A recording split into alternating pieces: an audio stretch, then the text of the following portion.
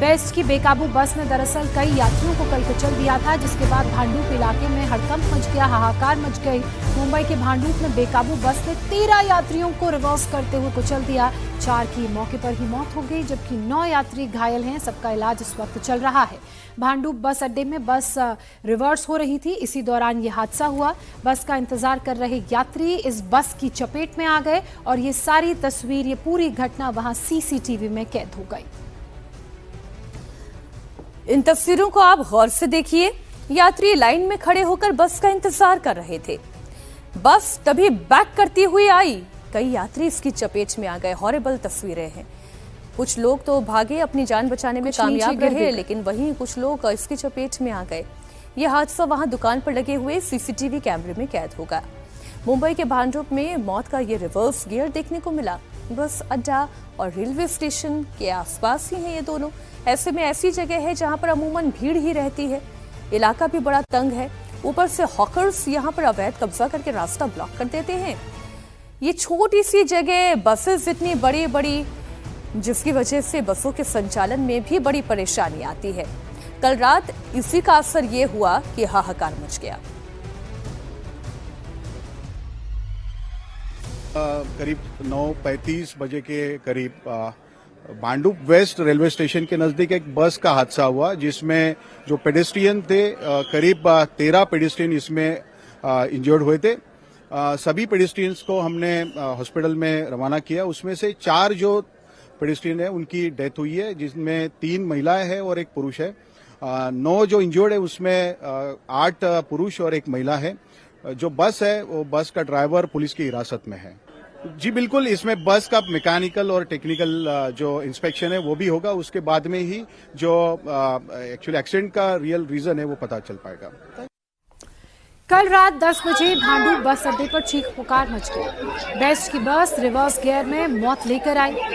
आपको पूरा वाकया समझाते हैं। भांडुप में बेस्ट की बस ने 13 लोगों को कल रात कुचल दिया और इस हादसे के बाद वहां लोग घबराने लगे, चीखने लगे। 4 लोगों की तो मौके पर ही मौत हो गई, जबकि 9 लोग घायल हैं। बस को बैक करते वक्त ये दर्दनाक हादसा हुआ। भीड़ भाड़ वाला कंजेस्टेड छोटा सा इलाका, जहां हॉकर्स की भीड़, इसके अलावा ऑटो रिक्शा और 3 पहिए वाले रिक्शों की भीड़ इतनी ज़्यादा थी कि लोगों के बीच दहशत मच गई जब ये हादसा हुआ। अवैध अतिक्रमण भी यहाँ पर रहता है।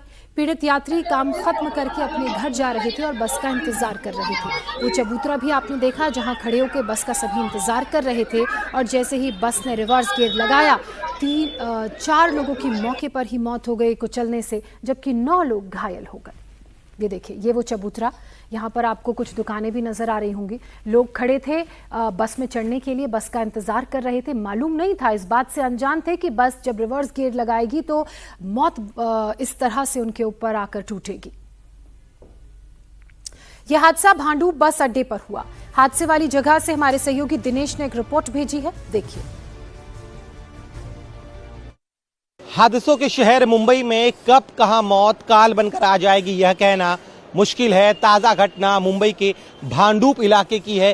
सोमवार रात करीब 9:35 पर जिस जगह मैं खड़ा हूं, इसी जगह पर एक बस ने कुछ लोगों को कुचल दिया।